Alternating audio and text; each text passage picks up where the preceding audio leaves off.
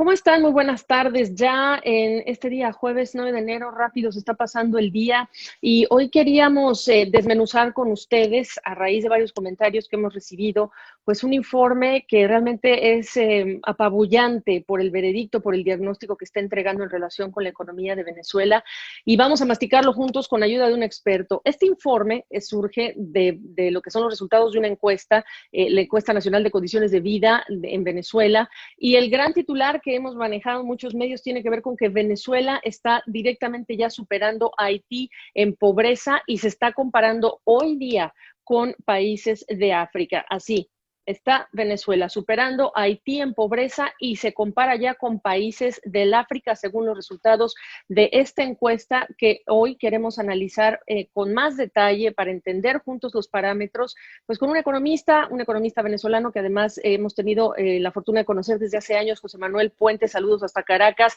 profesor invitado además de Oxford y las universidades de Salamanca y Madrid y titular, por supuesto, profesor de IESA. ¿Cómo te ha ido? Qué gusto verte. El gusto es mío, Gabriela. Gracias por la invitación. Realmente uno tiene que masticar esta idea o repetirla varias veces para encontrar, digamos que un parámetro que nos haga entender. Hoy Haití, o ha sido por mucho tiempo la economía o el país más pobre del hemisferio occidental, una etiqueta que ha tenido por muchísimos años, una caracterización terrible, y ahora estamos hablando de Venezuela, y a Venezuela también la estamos poniendo a la par de Nigeria. Fuerte. Sí, terrible, Gabriela. Venezuela, el origen del problema es el gran desajuste macroeconómico que vivió este país. Este país tiene 7 años consecutivos en recesión. Entre el 2014 y el 2020, Venezuela perdió el 70% de su PIB y además tiene 3 años consecutivos en hiperinflación. Venezuela es hoy el único país en el mundo en hiperinflación. Entonces, este desajuste recesivo, contractivo y de hiperinflación ha tenido impactos devastadores en lo social. Y es por eso que tú mencionas estas cifras tan alarmantes que refleja la encuesta en COVID. Una encuesta en COVID que fue hecha por un grupo de especialistas de diferentes universidades nacionales que básicamente generó una encuesta en 9.932 encuestas en todo el territorio nacional que bajo un sistema de muestreo representativo hicieron un seguimiento de la data social entre noviembre del 19 y marzo del 2020. Yo ahorita te puedo dar algunos highlights de los resultados, pero son realmente abrumadores porque, como tú bien dices, llevan a Venezuela a ser ahora el país más pobre de América Latina. ¿Por cuáles quieres comenzar para entender? Porque mucha gente piensa solamente en el Producto Interno Bruto, en la economía, pero aquí estamos hablando de indicadores sociales también. Sí, absolutamente. Déjame darte 5 o 6 claves. Uno, que consiga la encuesta, es que Venezuela está por detrás de Nigeria en materia de pobreza y desigualdad. Es decir, el desajuste social de Venezuela ya no está dentro de los parámetros latinoamericanos. Ya Venezuela entra dentro de otro grupo de países que son los países africanos. 30% de los niños muestran o registran desnutrición crónica. 44% de la población está inactiva económicamente. El nivel de informalidad y de trabajadores por cuenta propia es mucho mayor en Venezuela al promedio de América Latina. Ha habido una caída en la población. La encuesta registra una población de 28 millones de habitantes cuando Venezuela debería tener 32 o 33 millones, básicamente como consecuencia del éxodo de población que en los últimos 20 años ha sido el éxodo de población más grande que ha vivido América Latina en su historia, perdiendo entre 5 y 6 millones de personas, de habitantes. 60% de la población escolarizada no asiste a clases, es decir, solamente casi la mitad de la población que está inscrita en la escuela no asiste a la escuela. Más de la mitad de la población pobre no completa la educación secundaria. La cobertura universitaria se redujo, la revolución multiplicó por decenas las universidades y resulta que el número de estudiantes universitarios hoy es mucho menor que hace 20 años atrás. Y termino con un número que a mí me impacta sobremanera porque es dramático en términos de el impacto social de la crisis económica.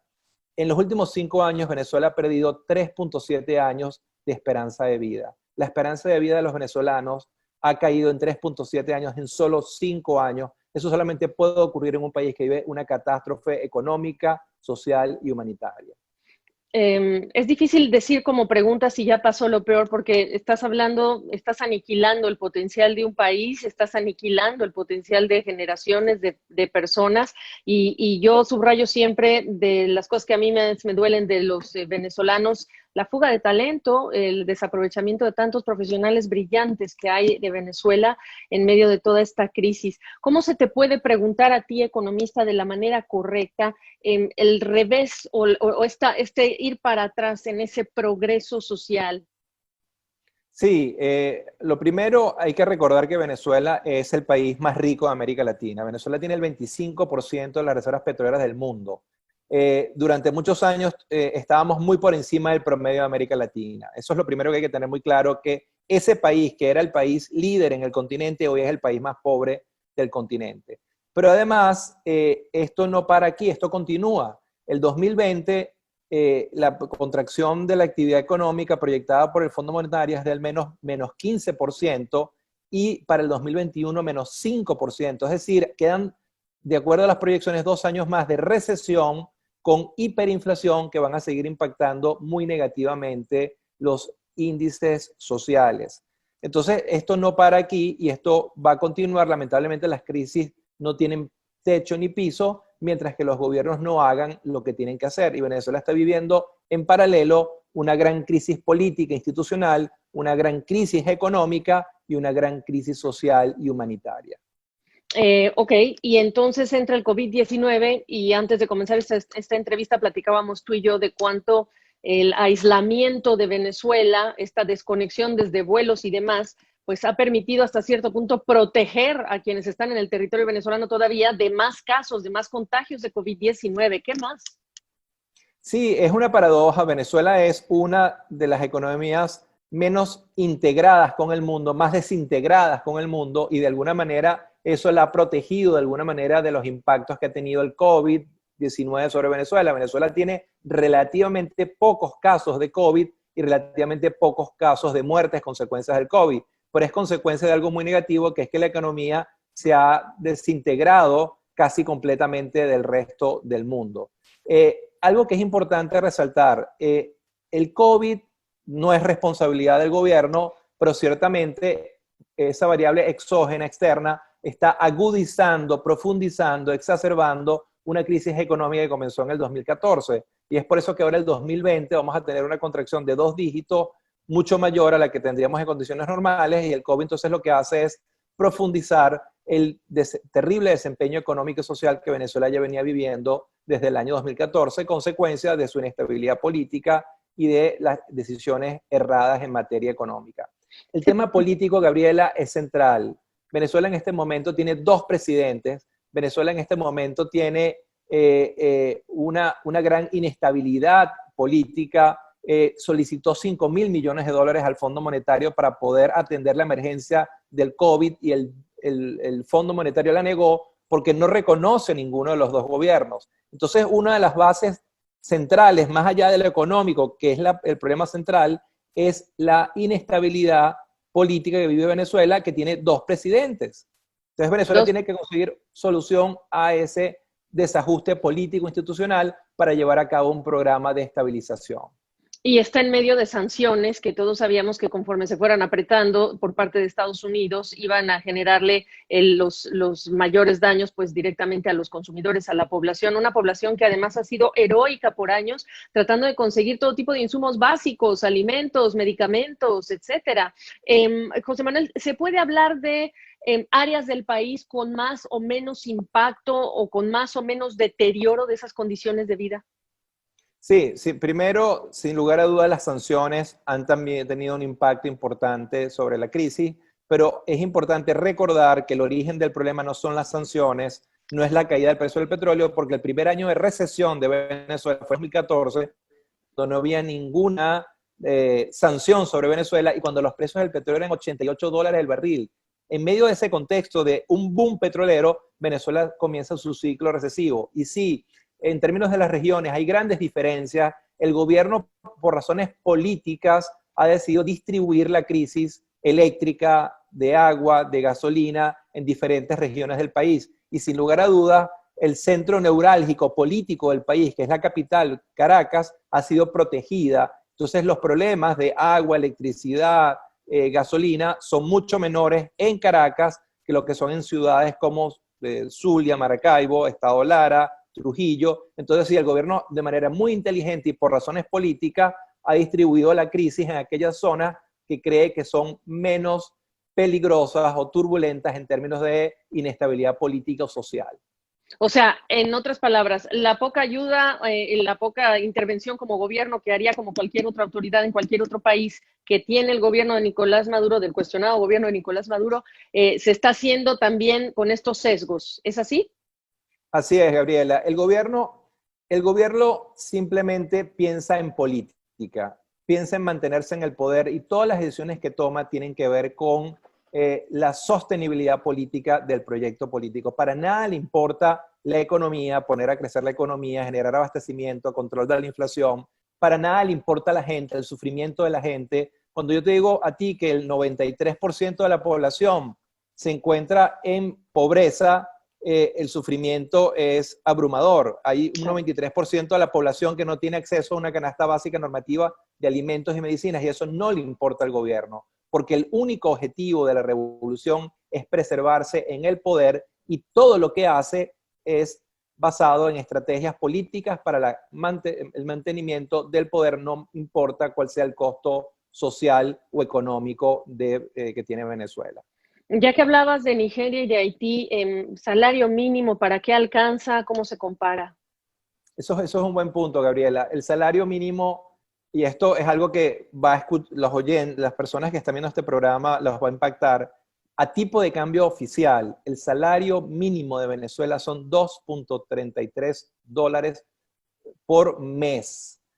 Es decir, ese es el salario mínimo y promedio más bajo de América Latina, mucho más bajo que Cuba y Haití. Cuba y Haití pueden tener salarios entre $30 y $40, $50 mensuales. Entonces quiere decir que un porcentaje importante de la población venezolana tiene que sobrevivir con 7 centavos de dólar al día.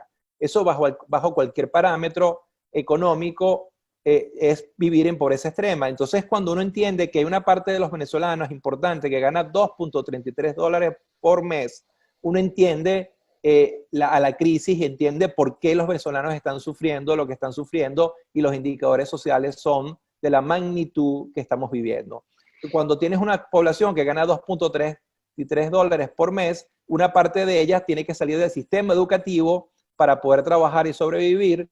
Una parte de ella tiene que abandonar el sector formal para hacer trabajos informales y tener ingresos adicionales para poder sobrevivir. Y al final, lo que te consigues es una población tremendamente empobrecida, depauperada, viviendo una crisis nunca antes vista en Venezuela.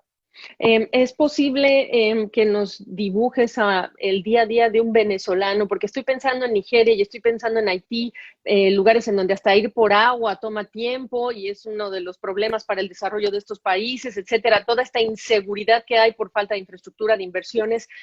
¿Cómo describes el día a día de una persona que no está en Caracas, por lo que ya nos dijiste, Sí, pero correcto. que tiene que vivir la vida y cómo sobrevivir, pues?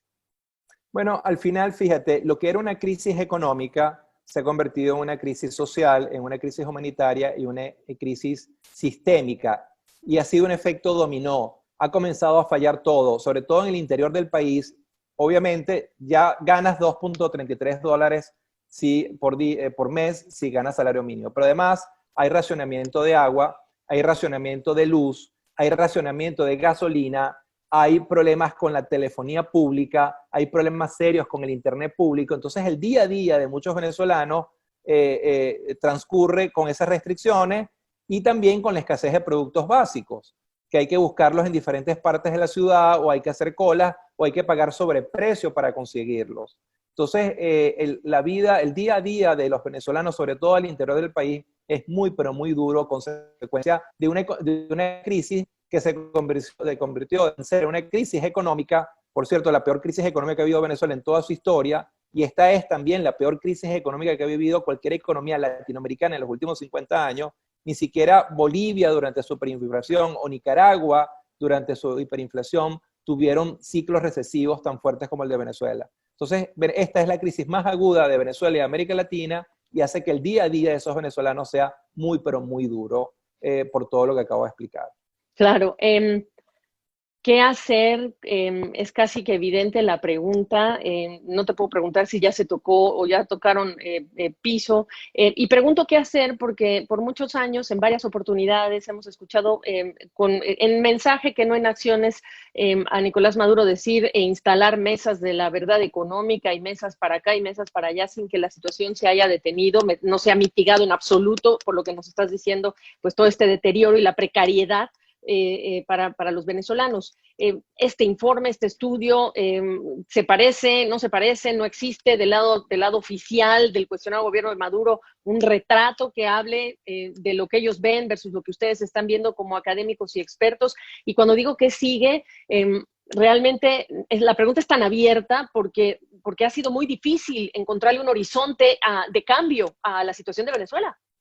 Sí, bueno, primero el gobierno no publica data ni macroeconómica ni social. Es por eso que en COVID es una encuesta que producen tres grandes universidades venezolanas: Universidad Central de Venezuela, Universidad Simón Bolívar y Universidad Católica de Venezuela. Como el Estado no provee la información, tienen que ser las universidades las que lo hacen y lo hacen de la manera más seria y rigurosa posible. Pero pensando en el futuro, esto tiene solución, pero tienes que comenzar por generar un cambio político. Sin cambio político no habrá cambio económico. Y eso implica dos posibilidades. Una, un gobierno de coalición nacional que navegue la transición o el llamado a elecciones para elegir un presidente. Hoy las encuestas te muestran que el 90% del país quiere un cambio político. Aún aquellos que apoyan a la revolución quieren un cambio porque están agobiados por el sufrimiento que está generando esta crisis. Si logramos elegir un presidente con 40, 50, 60% de apoyo, que tenga el mandato constitucional, electoral, político, ese presidente podría generar la credibilidad en los mercados internacionales, conseguir recursos financieros en el Fondo Monetario de rescate y conseguir recursos en la comunidad internacional y llevar a cabo, y con esto cierro la idea, reformas en tres grandes bloques. El primer gran bloque es un programa de emergencia social, subsidios directos focalizados al 50-60% más humilde de la población para ayudarlos a atravesar este desierto y tener acceso a alimentos y medicina. Segundo bloque de reformas, un programa de estabilización. Hay que estabilizar al enfermo. Tienes que parar el proceso inflacionario, recuperar crecimiento y abastecimiento. Una vez que estabilizas la economía, entonces vas a una tercera fase, que es la de cambio estructural, es lograr encender 4, 5, 6 motores diferentes al petróleo para poder finalmente diversificar la economía y romper con la maldición de la cultura rentística y de los recursos naturales y encender 3 o 4 motores como petroquímica, turismo, frutas tropicales, material eléctrico, que te ayudan a generar la riqueza y el bienestar para recuperar rápidamente a la economía y recuperar rápidamente los indicadores sociales de los venezolanos. Las soluciones existen, pero necesitamos de un cambio político y de un programa de estabilización con grandes volúmenes de ayuda financiera internacional. Brevemente, ¿lo ves pasando este 2020? Probablemente no, Gabriela. El gobierno se aferra al poder, le importa muy poco la gente, le importa muy poco el sufrimiento de la gente y está taponeando, bloqueando cualquier posibilidad de cambio. Sin embargo, hay una realidad. El 90%, como decía, de la población quiere un cambio. Y eso tarde o temprano va a generar un cambio en Venezuela porque las grandes mayorías quieren un cambio porque quieren revertir este ciclo de desastre que ha sido la crisis más aguda que ha habido Venezuela en toda su historia. ¿Quién no va a querer mejorar las situaciones que nos acabas de describir? Por el amor de Dios, es trágico, es terrible. Había alternativas, hay opciones en un país petrolero y esta es la circunstancia que nos describes y que nos explicas con esta encuesta que realmente queríamos que nos la desmenuzaras muy bien para entender en qué dimensiones podemos decir con comodidad que estamos hablando de un país que ya está comparado en pobreza con Haití y con Nigeria. Difícil de masticar realmente o de inteligir el asunto. Gracias, José Manuel. No sé si hay algo que quieras agregar de esta encuesta. De mi parte, ha quedado clarísimo. No, solo quiero terminar con algo un poco más optimista. La situación es Claro. dramática, no cabe duda. pero Venezuela sigue siendo una economía de gran potencial. Venezuela, solo para darte 4 o 5 números, Venezuela sigue siendo la economía con las principales reservas petroleras del mundo. El 25% del oro negro del mundo está aquí. Sigue siendo la economía con las principales reservas de oro de América Latina. Sigue siendo el país con las quintas reservas de gas natural del mundo. Sigue siendo el país con un gran potencial en turismo, petroquímica, frutas tropicales y además una ubicación geográfica que es extraordinaria. Venezuela, si tuviera la infraestructura, podría ser el gran hub de las Américas. Lo que es Panamá hoy lo podría ser Venezuela por su ubicación geográfica al norte del sur. Es decir, el potencial está ahí. Si tenemos el liderazgo correcto, que opta por las opciones de política económica correctas, el futuro puede ser muy diferente a los últimos 20 años. Pues ahí lo tienen ustedes. Mejor manera de terminar no creo que yo pude haber encontrado. Doctor José Manuel Puente, me da mucho gusto saludarte, terminar esta conversación en esos términos, y los venezolanos, que yo siempre pienso son ciudadanos responsables, son valientes, y hay un enorme talento venezolano afuera en el mundo también. Gracias. Gracias a ti y gracias por tu solidaridad, Gabriela.